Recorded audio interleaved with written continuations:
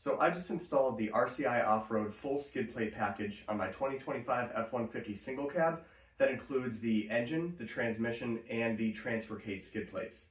The installation was a little bit difficult, so I just kind of wanted to give a quick overview of what I saw, what I noticed, and what it looks like, what it should look like, things like that. Now, when I say difficult, I mean the directions were kind of unclear in spots. Obviously, with so many different vehicles that, these skid plates can be compatible with, it's going to be hard to nail each one in the directions. So, I took the directions with a grain of salt, but it was still a little bit tedious from time to time.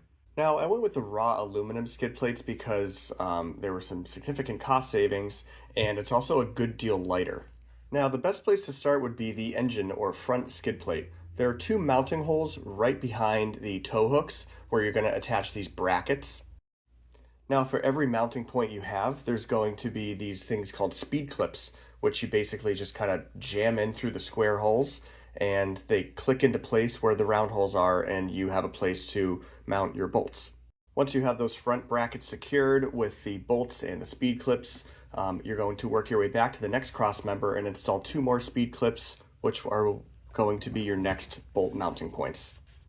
Once your engine skid plate is fully mounted, leave those back bolts slightly loose so that you can slide the transmission skid plate into those bolts. You're actually going to reuse them. This is where things got a little bit difficult. There's supposed to be this thing called a backing plate that goes up into the cross member to hold those speed clips. Now, it says that it comes with a button head bolt, but it did not. It was nowhere to be found. So I kind of had to improvise and just sort of hold it in place while I attached the back of the transmission skid plate. Once the transmission skid plate is fully installed, you're going to leave, again, those back three bolts a little bit looser so you can slide the transfer case skid plate on in and bolt it with those two speed clips in the back.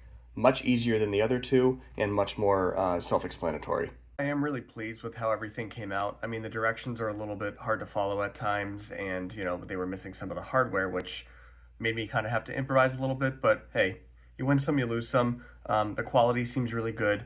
Shipping times weren't bad. Pricing is pretty competitive, and overall I'm really pleased. So thanks for watching.